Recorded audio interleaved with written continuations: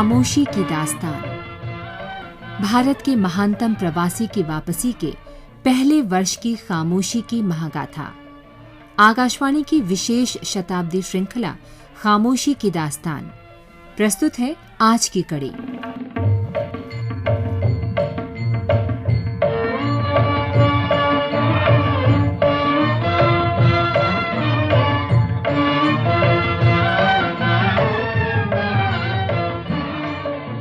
मद्रास में गांधी के पहले 3 दिन जितनी शांति से बीते थे, आने वाले उतने ही व्यस्त हो गए।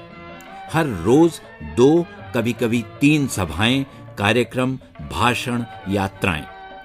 सुबह से देर शाम तक लोगों का उत्साह बढ़ रहा था और गांधी उस उत्साह की व्यक्तिगत और सामूहिक सीमाएं परख रहे थे। इस बीच निजी मुलाकातों के समय में गांधी ने कोई कटौती नहीं की। अपने संभावित सहयोगियों के चयन में गांधी अतिशय सावधानी बरतते थे, जो उन्होंने इस दौरान भी किया। सिर्फ बात और विचार नहीं, एक एक विवरण दर्ज करते। मसलन 22 अप्रैल की डायरी में उन्होंने कृष्णा स्वामी का ब्यौरा लिखा, 28 को रामराज का और 29 को वेदाचारी का, सेतुराम का। कृष्णा स्वामी का विवरण था, शिक्षा हाई स्कूल, 1907 में इम्तिहान, भाषा तमिल और तेलुगु, 3 साल जेल, अखबार हिंदू नेशन में उपसंपादक, आजीवन ब्रह्मचर्य, अहिंसा की शपथ, थोड़ी जमीन, कांजीवरम में मकान, आय 200 रुपए वार्षिक, देश सेवा को तत्पर।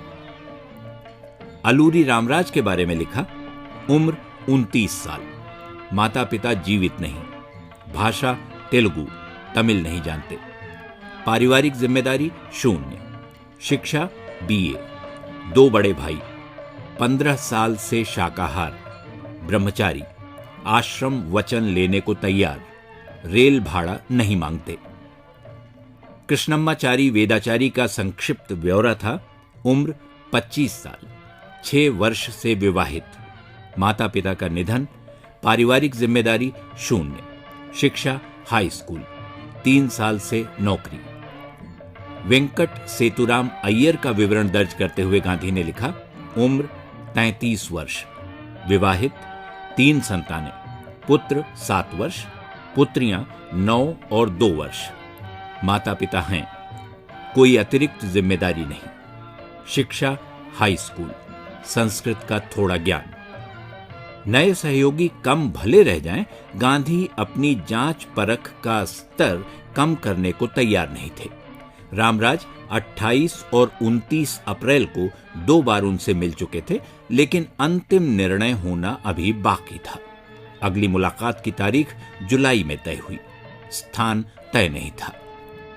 मद्रास में मिले लोगों में से गिने चुने गांधी के सहयोगी बने, लंबे अरसे तक साथ रहने वाले। अधिसंख्य लोग प्रशंसक होकर संतुष्ट थे, आलोचना करने वाले भी थे, पर गांधी उनसे बेपरवाह रहे, अक्सर हृदय परिवर्तन के इंतजार में। 23 अप्रैल को गांधी मद्रास महाजन सभा की बैठक में गए, जो दरअसल एक स्वागत सभा थी। मद्रास प्रांतीय कांग्रेस कमेटी के सदस्य उसमें मौजूद थे। वहां भाषणों की भाषा से प्रभावित गांधी बहुत संक्षेप में बोले, जमा पूंजी खर्च हो जाने का जिक्र किया। उस शाम गांधी नटेसन के घर नहीं लौटे, तैयब जी के यहां सो गए।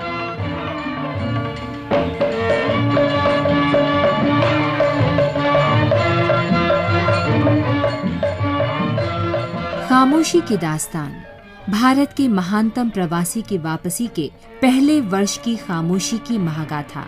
ये थी आकाशवाणी की इस विशेष शताब्दी श्रृंखला की आज की कड़ी। शोध, आलेख और वाचन स्वर मधुकर उपाध्याय, प्रस्तुति मनोज मायंकर।